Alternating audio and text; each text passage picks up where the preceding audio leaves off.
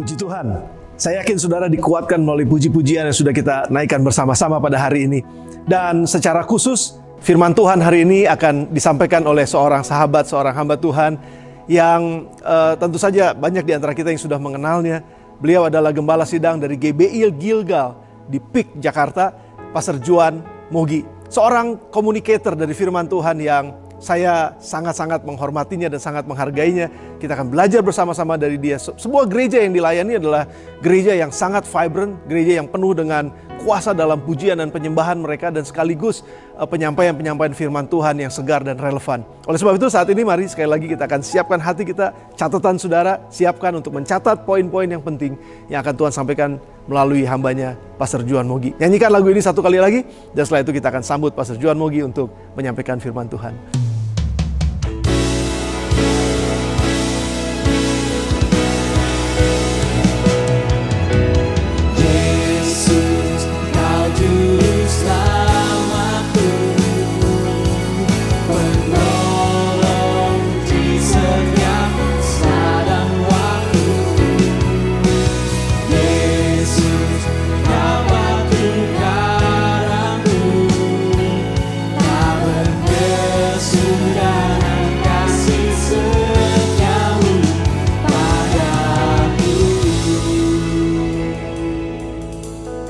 Salam sejahtera, shalom Bapak Ibu Saudara yang dikasihi oleh Tuhan. Senang sekali bisa berjumpa dengan Bapak Ibu Saudara dan melayani firman Tuhan walaupun secara online.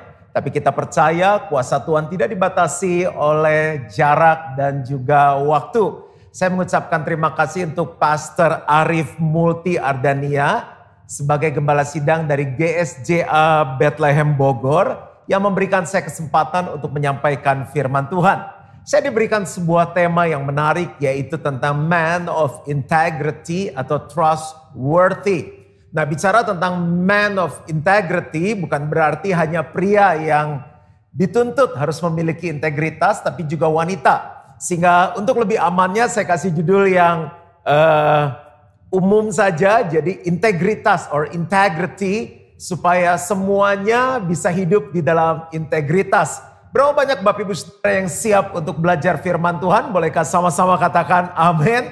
Walaupun saya nggak bisa mendengar, tapi saya percaya kita bisa antusias dimanapun kita mengikuti kebaktian pada hari ini.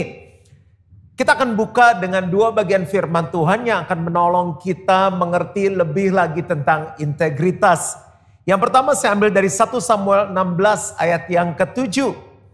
Tetapi berfirmanlah Tuhan kepada Samuel, janganlah pandang parasnya atau perawakan yang tinggi, sebab aku telah menolaknya.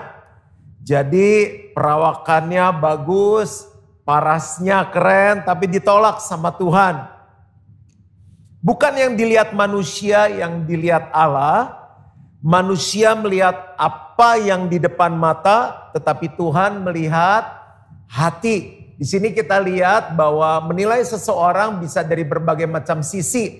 Ada yang menilai orang dari badannya, dari wajahnya yang tampan, yang cantik. Ada juga yang melihat dari skillnya, dari kecakapan atau keahliannya.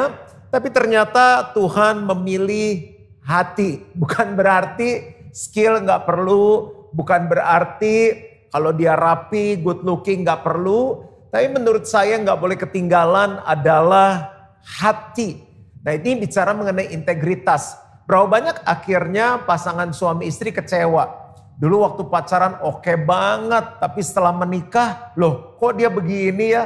Lihat pasangannya bilang gini, aduh kenapa beda banget ya langit dan bumi. Ternyata hari demi hari mulai kelihatan karakter yang sesungguhnya. Berapa banyak orang yang melakukan bisnis, pilih partner, di awal baik, ternyata ketipu.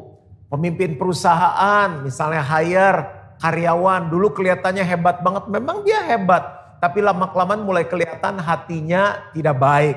Jadi kesimpulannya ayat ini mengajarkan bahwa yang di dalam jauh lebih penting daripada yang di luar. Harus ada sebuah balance, keseimbangan. Lagi ya, 1 Yohanes 2 ayat 15 sampai 17. Ini baru pembukaan, nanti saya akan jelaskan detail tentang integritas. Janganlah kamu mengasihi dunia dan apa yang ada di dalamnya. Jikalau orang mengasihi dunia, maka kasih akan Bapa tidak ada di dalam orang itu. Sebab semua yang ada di dalam dunia, yaitu keinginan daging dan keinginan mata serta keangkuhan hidup, bukanlah berasal dari Bapa, melainkan dari dunia. Ayat 17, saja kita baca sama-sama. 1, 2, 3. Dan dunia ini sedang lenyap dengan keinginannya. Tetapi orang yang melakukan kehendak Allah tetap hidup selama-lamanya. Tetapi orang yang melakukan kehendak Allah tetap hidup selama-lamanya.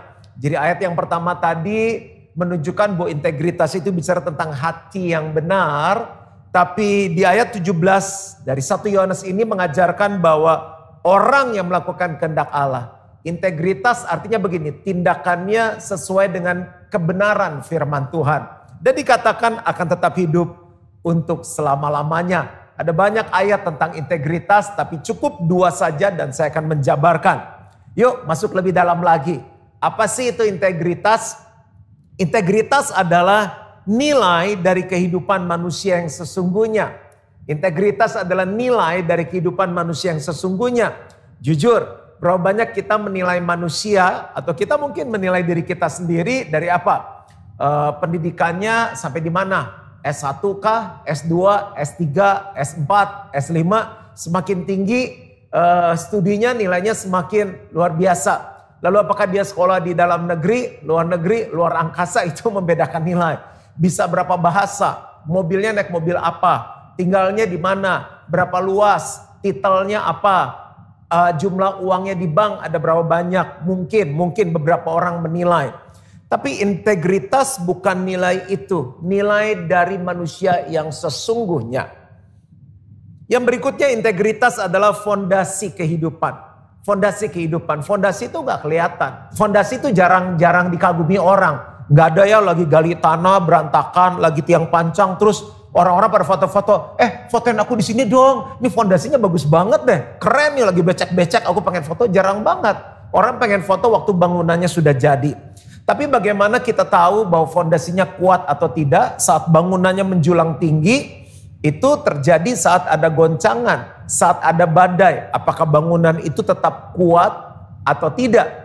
Di dekat daerah kami di Jakarta Utara ada satu hotel yang dibangun, ternyata dia miring. Udah jadi hotelnya miring, ternyata dasarnya yang tidak benar. Fondasinya yang tidak benar. Oleh karena itu integritas sangat penting sekali.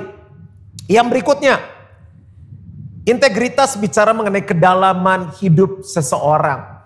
Seringkali orang merasa tertipu, merasa kecewa karena baru kenal luarnya, baru ceteknya doang udah gini, wow, hebat, keren, wih, mantap, wow. Tapi setelah kenal lebih dalam ternyata yang di dalamnya itu nggak beres. Itu integritasnya.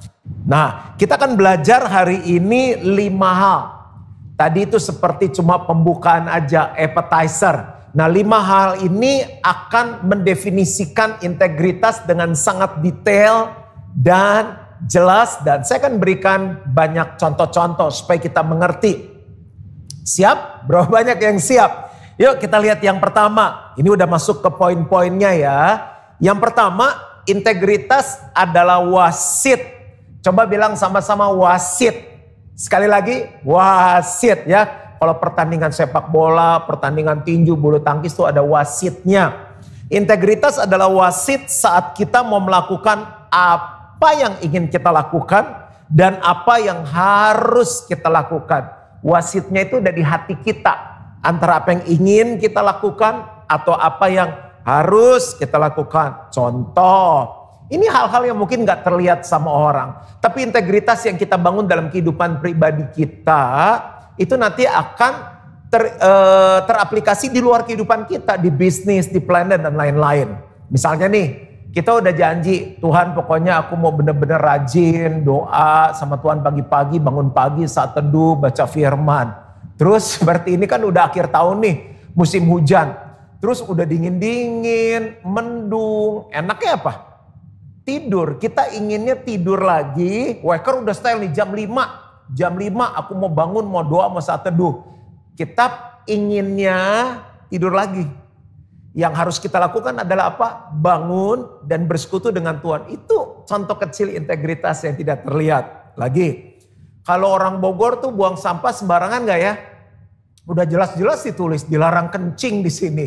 Dilarang buang sampah sembarangan. Jadi saya belajar membangun integritas ini. Inginnya sih ini, habis makan permen udah gampang sih. Udah lempar aja deh. Tapi enggak, yang harus saya lakukan adalah menjaga kota kita bersih. Menjaga bangsa kita indah. Nah kalau kita keluar negeri, lihat negara yang bersih gini. Hebat ya, bersih ya, clean banget. Itu dibangun karena warga negaranya punya integritas. Jadi sekarang kalau saya ketemu tempat gak ada tong sampah, makan permen ya bungkus permennya ya saya lipat, masukin kantong, nanti ketemu tong sampah saya buang. Itu tipis banget, tapi disitulah ada wasit sebetulnya di hati kita untuk kita memutuskan apa yang ingin kita lakukan dan apa yang harus kita lakukan. Contoh lagi, saya kalau naik pesawat misalnya sama istri, sama anak saya kadang kan ganti pesawat beda-beda ya. Ada pesawat yang mengizinkan walaupun masih di landasan masih jalan, handphone masih bisa nyala. Terus begitu pesawat turun landing ya kan, begitu pesawat turun, turun, itu kita udah bisa nyalakan handphone, udah bisa WhatsApp. Nah satu saat saya naik pesawat, di pesawat itu diumumkan bahwa sampai pesawat parkir benar-benar baru boleh menyalakan pesawat handphone. Jadi ini saya, anak saya, istri saya. Jadi saya keluarkan handphone, begitu turun langsung saya on. Jadi ceritanya mau ngecek supir udah datang belum, ngasih tahu saya udah landing. Terus anak saya ngeliatin saya. Saya penasaran ya, sementara saya periksa kan WhatsApp langsung masuk tuh, ting ting ting ting ting ting ting ting ting ting. Anak saya ngeliatin saya. Saya bilang, Carissa kenapa liatin Daddy? Daddy nggak denger. Denger apa? Itu tadi orang yang ngomong. Yang mana Carissa? Itu dia bilang sebelum pesawatnya berhenti benar-benar diparkir nggak boleh menyalakan handphone. Dek langsung. Nah itu wasit mulai bekerja. Harusnya saya matikan handphone sampai benar-benar parkir. Tapi inginnya saya nyalakan handphone dan melihat berita-berita yang masuk.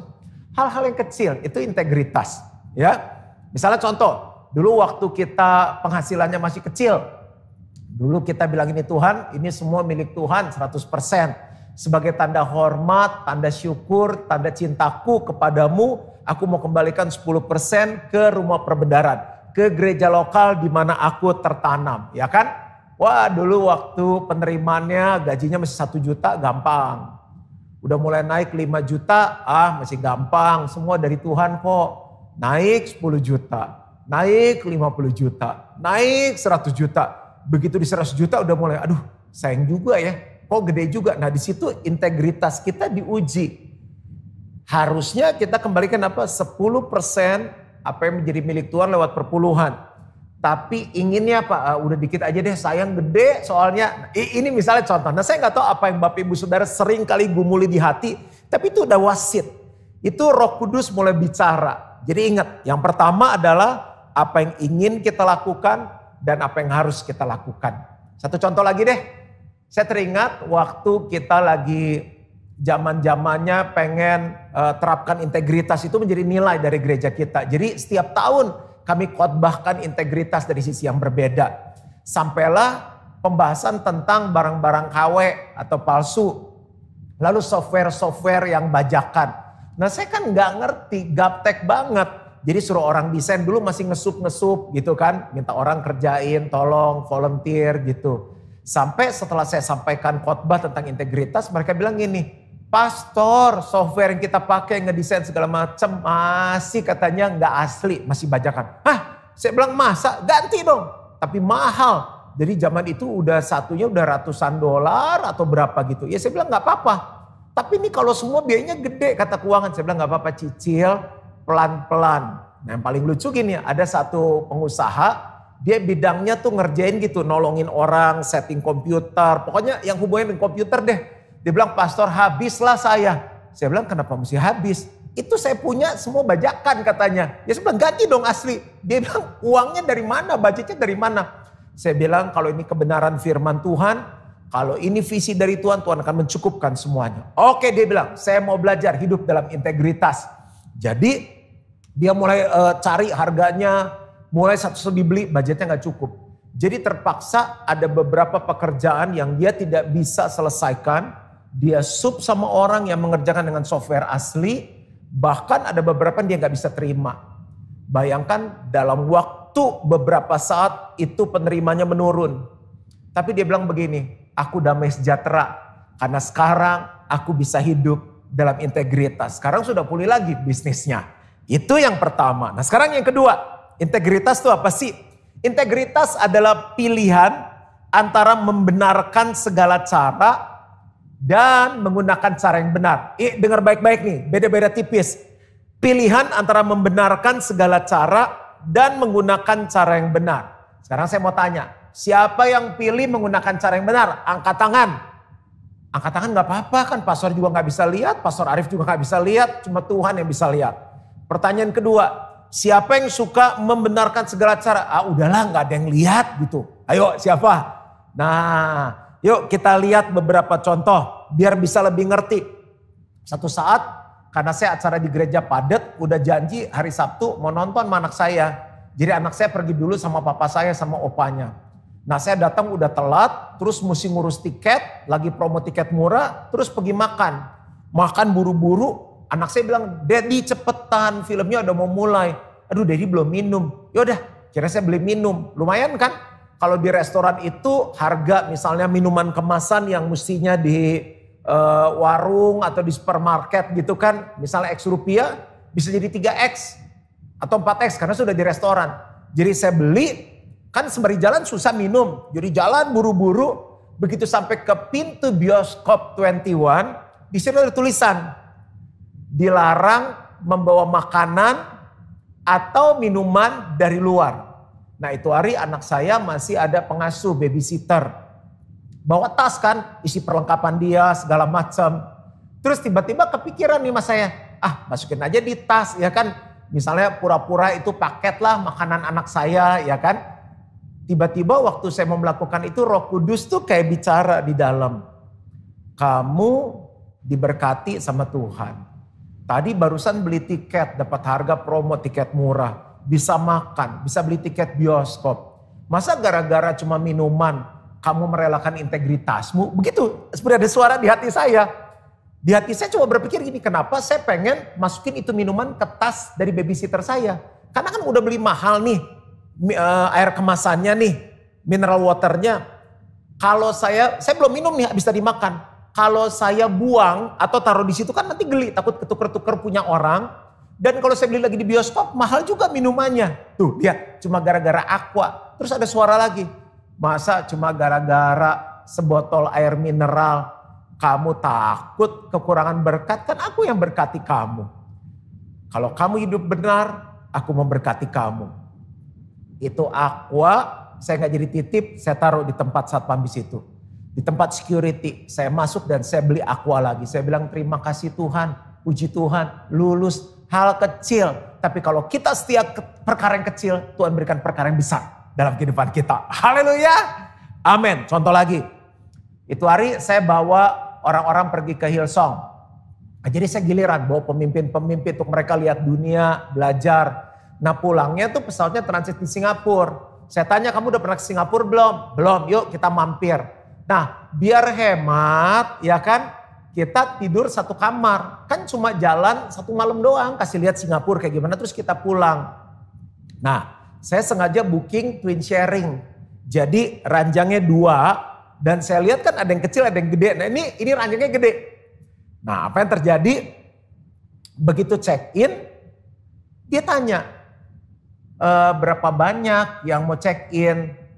Saya bilang maksudnya berapa banyak yang mau tinggal di kamar ini. Nah saya itu nggak pernah nyangka ada pertanyaan seperti gitu. Ya di logikanya saya kan kalau booking satu kamar buat 2 orang ya buat 2 orang. Padahal yang mau tidur 4. Nah ini hati udah mulai nggak enak nih. Saya bilang 4 orang. Loh dia bilang kok 4 ini kamar untuk 2 orang. Oh ya saya bilang nanti gampang kita bisa tidur berdua-berdua. Nah kalau di Indonesia tercinta, Indonesia tanah airku. itu kita cincai banget. Jadi seringkali itu kalau twin bed bisa diturunin jadi 4 tidur. Nanti bed cover bisa lagi ditaruh di karpet, ada lagi yang tidur bisa 5 orang. Dan yang lebih hebat lagi katanya ada yang bawa kasur gulung taruh di bathtub di kamar mandi gitu. Jadi kan itu kayak mobil Indonesia gitu kan, kecintaan kijang, tete, opa, oma semuanya bisa masuk. Terus dia bilang, dia bilang nggak boleh di hotel ini. Kamu kalau pesannya untuk 2 orang, mau tinggal 2 orang, ya 2 orang. Tapi saya bilang kita berempat. Jalan keluarnya ada. Dia bilang kamu pesan aja extra bed 2 lagi. Saya tanya berapa extra bednya? Loh harganya udah hampir kayak 1 kamar. Saya bilang, ya makanya dia bilang ini alternatif kedua. Booking aja kamar lagi 1. Di hati saya orang pengen irit. Dia malah dia suruh saya booking kamar lagi. Tapi integritas itu ada seperti di hati. Ayo. Kamu mau membenarkan segala cara atau menggunakan cara yang benar? Saya bilang ya udah nggak apa-apa. Kita booking 1 kamar lagi. Lulus lagi. Nggak selalu dalam integritas saya lulus. Nah saya cerita pengalaman ini sama teman-teman saya. Teman-teman saya bilang ini, lu bego. Mesti bilang aja 2. Lah sebelah kan udah bohong. Dia juga nggak tahu katanya. Terus udah jelas-jelas kita 4. Makanya lu kalau check in rame-rame keluar negeri, lu sendiri aja dulu. Yang lain suruh tunggu suruh ngopi kemana. Begitu udah siap, lu WhatsApp, kamar udah oke, siap kasih kunci. Jadi gak ketahuan, aman. Di hati saya ngapain ya? Ngirit 1 kamar tapi saya kehilangan perkenanan Tuhan. Kehilangan berkat dari Tuhan. Ya, itu yang kedua. Aduh banyak sekali deh contoh-contohnya. Cuma gak bisa cerita semua, itu 2 contoh aja ya. Poin yang ketiga. Integritas adalah jujur. Ayo siapa yang jujur yang ikutin kebaktian online? Jujur susah atau gampang? Siapa yang bilang susah? Siapa yang bilang jujur gampang? Pertanyaan terakhir, siapa yang bilang jujur susah-susah gampang? Bingung ya? Saya kasih contoh ya, kalau ambil ayat firman Tuhan kayak Bapak Ibu Saudara udah banyak tahu deh tentang kejujuran. Pengalaman aja ya. Jadi jujur kadang ada enaknya, ada enggaknya. Tapi mau enak mau enggak ya tetap jujur. Karena jujur adalah integritas. Loh Bapak Ibu Saudara kalau pengen cari karyawan pengen yang jujur enggak? Pengen lah. Cari supir pengen yang jujur enggak? Pengen lah. Bapak di surga juga pengen anak-anaknya jujur. Satu saat saya ditelepon sama pengusaha, Pak bisa ketemu enggak? Saya bilang ada apa ya? Ya enggak lah ada sesuatu. Ya saya bilang ya kan di gereja kita udah semuanya pakai ketua sel kan.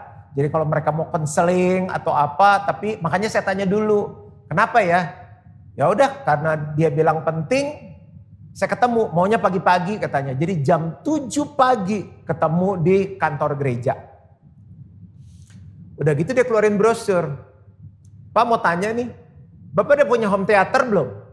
Belum, saya bilang. Saya mau berkatin Bapak dengan home theater. Ya ampun, saya bilang mau berkati home theater aja pakai mau ketemu. Ya puji Tuhan lah ya, mau dapat berkat kan. Nah ini Bapak coba lihat nih. Ini yang powernya gede, yang lengkap. Ini bagus sekali nih Pak. Mahal ini. Ini apa saya bilang? Nah ini yang murah, yang biasa, yang kecil. Jadi kalau powernya gede tuh Bapak ituin suara dikit ya, volume naikin dikit tuh suaranya udah bagus sekali. Nah ini kecil lah, biasa aja dia bilang. Ini lebih bagus. Bapak pengen yang mana? Di hati saya ya, aneh. Udah jelas ya kalau mau ngasih lah yang terbaik. Ya dia putusin lah tergantung budgetnya. Kalau budgetnya murah kasih yang murah, juga terima ya kan. Kalau mau kasih yang mahal-mahal. Tiba-tiba pikiran saya bekerja, ini jebakan. Jebakannya gimana Pastor gini? Jadi kalau saya pilih yang murah dia bilang gini. Pendeta orang mau kasih yang bagus pilih yang murah. Dia bisa pikir gitu kan. Gak ada iman melecehkan gue. Pikir gue kagak sanggup kali gitu. Di hati saya, ini hati saya ngomong loh. Terus kalau yang saya pilih yang mahal nih saya bilang. Dia kan bilang gini. Di pendeta gak tahu diri. Udah dikasih pilihnya yang mahal katanya. Dia gak tahu mesti bayarnya berapa kali. Jadi saya bingung nih. Ini salah, ini salah. Tapi saya ingat integritas adalah jujur. Saya bilang jadi saya suruh pilih nih. Bener nih dikasih saya bilang. Iya saya mau berkati Bapak. Yang bagus yang mana? Ini Pak. Udah saya pilih yang bagus. Udah dikasih dikirim. Jujur enak kan? Ayo siapa yang mau jujur? Cerita satu lagi ya biar balance. Biar seimbang. Saya mau nikah. 18 tahun yang lalu lah ya. 19 persiapan 19 tahun yang lalu. Gak punya duit. Jadi kita berpikir gini, udah catatan sipil aja, pemberkatan, kasih kue di box. Yang penting kan Tuhan gak bilang ini, aku mau berkati mereka lalu beranak cuculah dan bikinlah pesta di Hotel Bintang 5, kan enggak.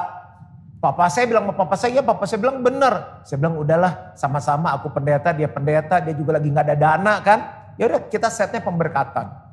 Nah Tuhan tuh kasih kita berkat honeymoon.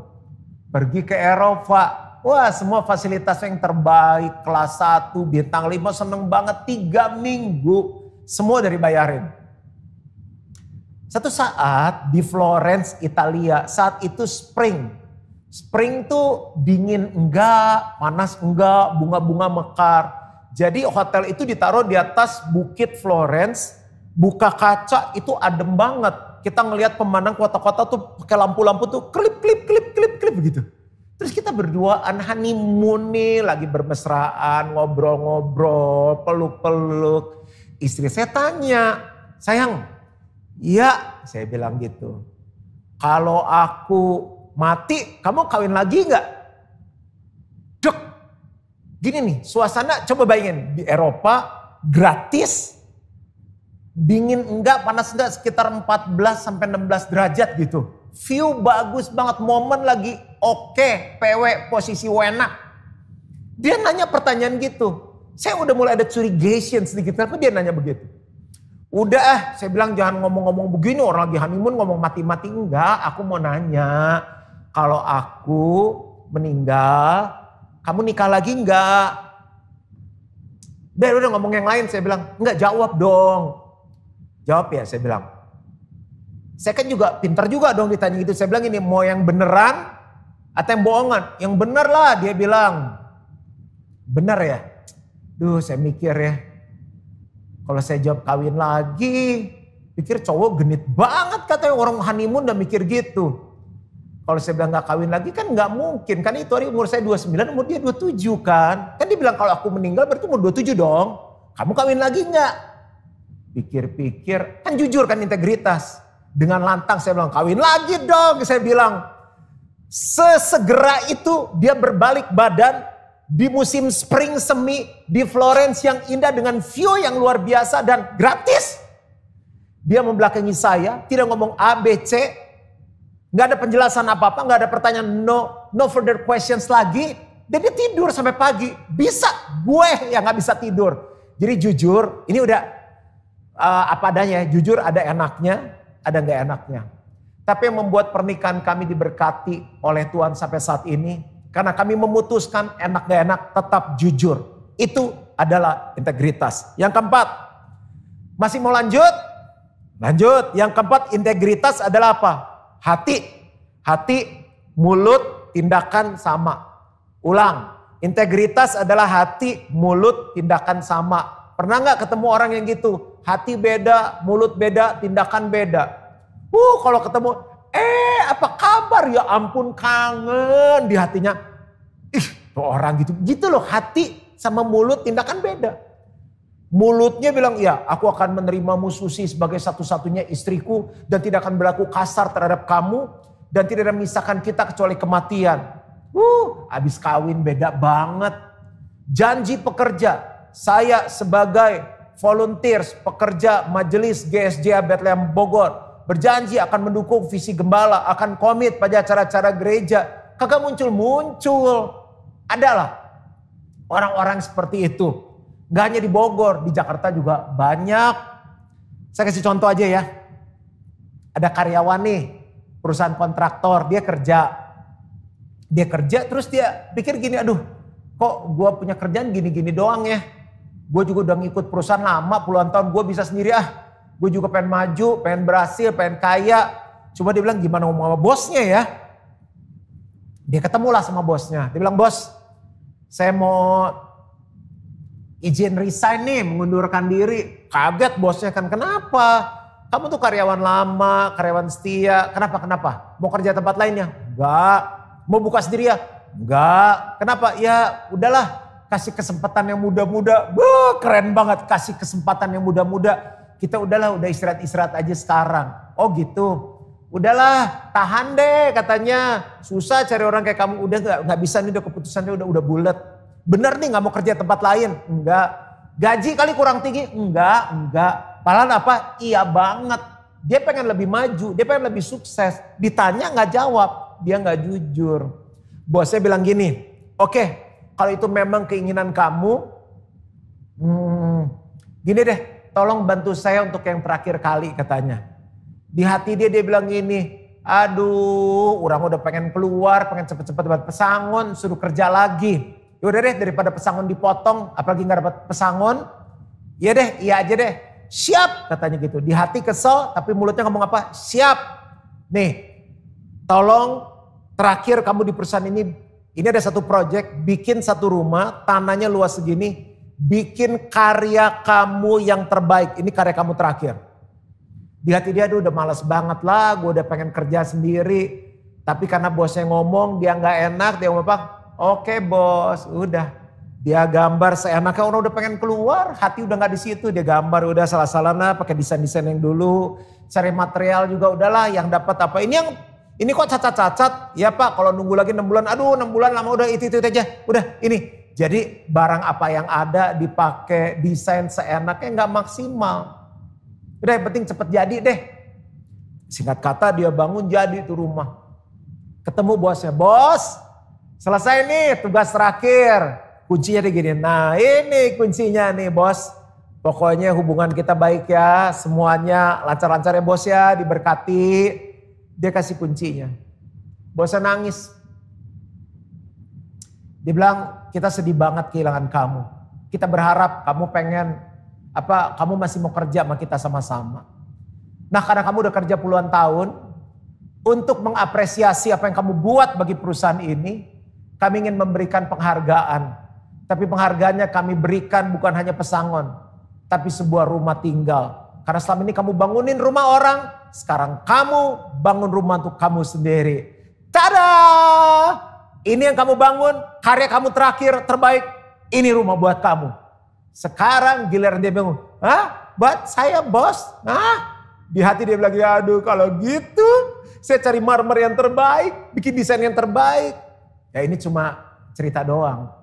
Tapi intinya orang tuh seringkali gini, hati, mulut, tindakan gak sama. Yang kelima dan yang terakhir. Apakah Bapak Ibu Saudara belajar sesuatu? Yang kelima integritas adalah gini, di mana-mana tetap sama.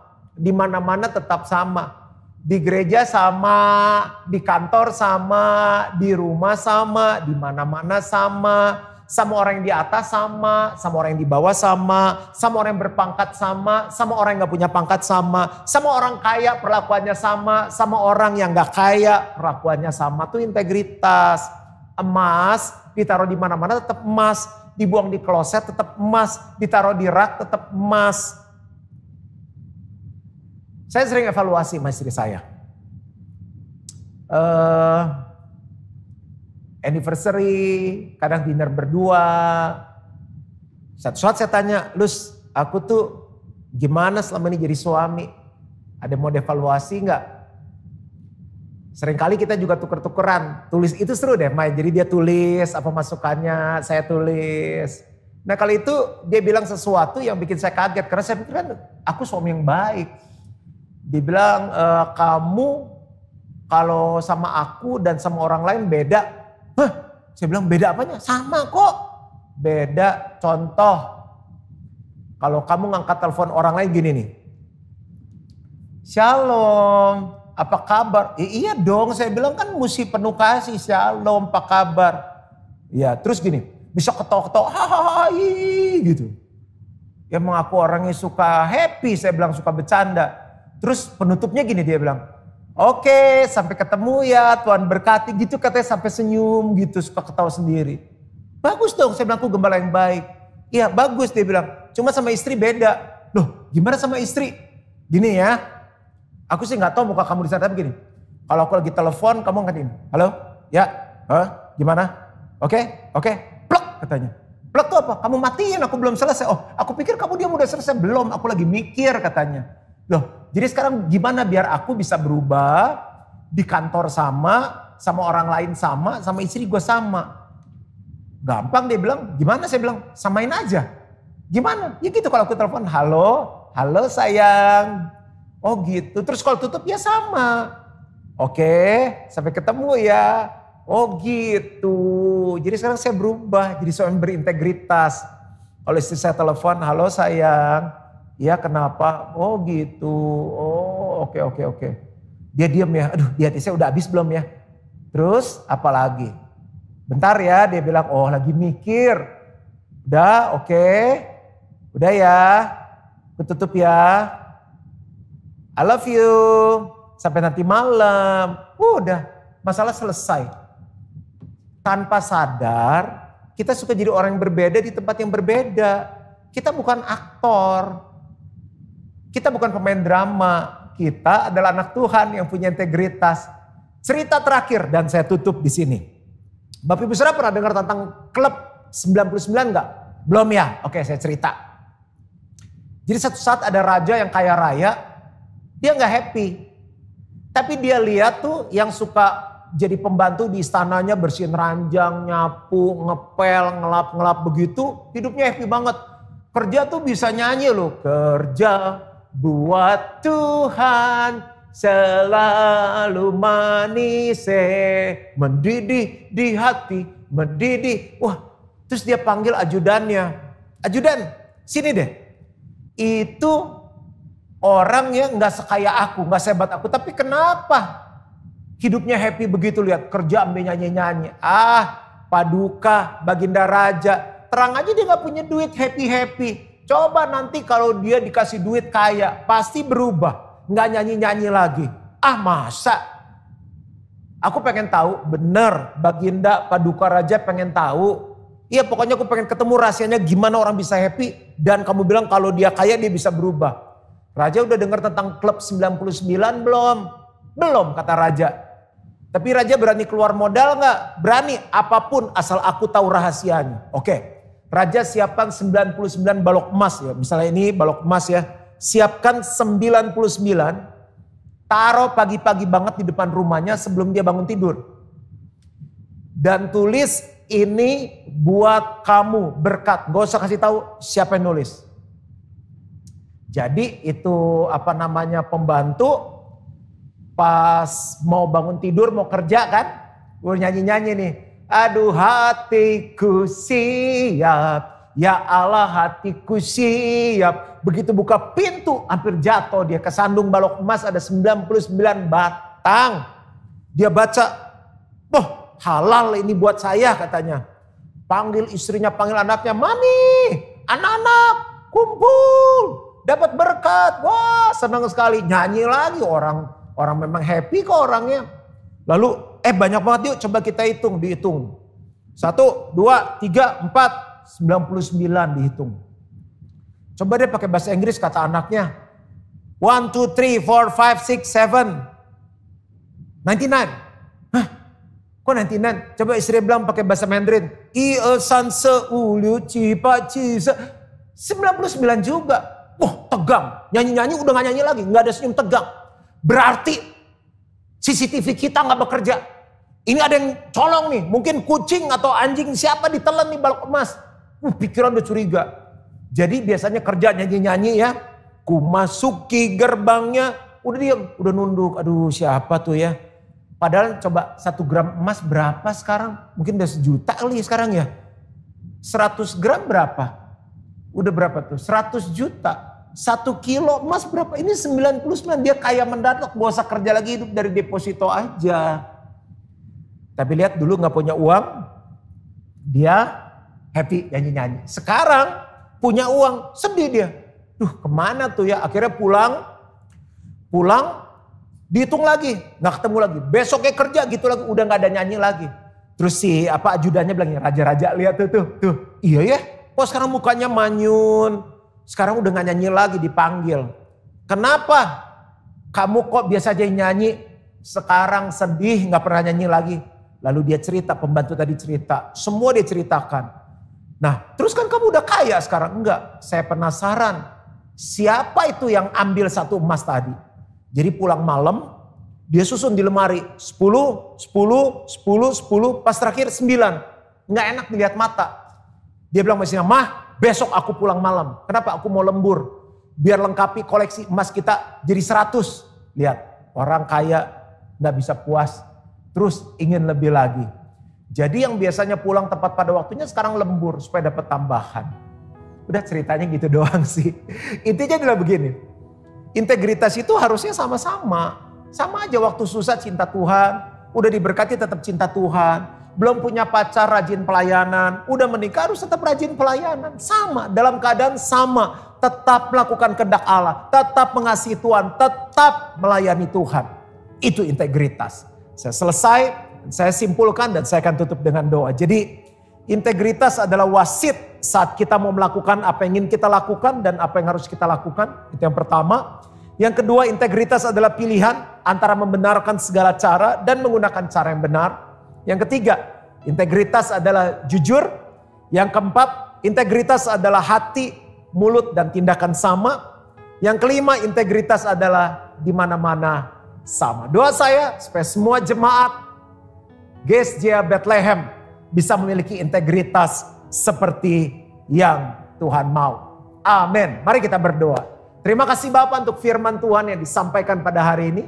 Aku berdoa Roh Kudus mengingatkan, Roh Kudus berbicara kepada setiap kami hal-hal apa yang perlu kami perbaiki di area integritas. Dan tolong supaya hidup kami bisa menyenangkan Engkau. Dan dengan demikian banyak orang akan melihat Yesus dalam hidup kami. Dan datang kepada Bapa di surga. Berkati semua pemimpin, gembala, jemaat yang ada. Di dalam nama Tuhan Yesus. Dan semua yang percaya sama-sama katakan, Amin. Tuhan Yesus memberkati.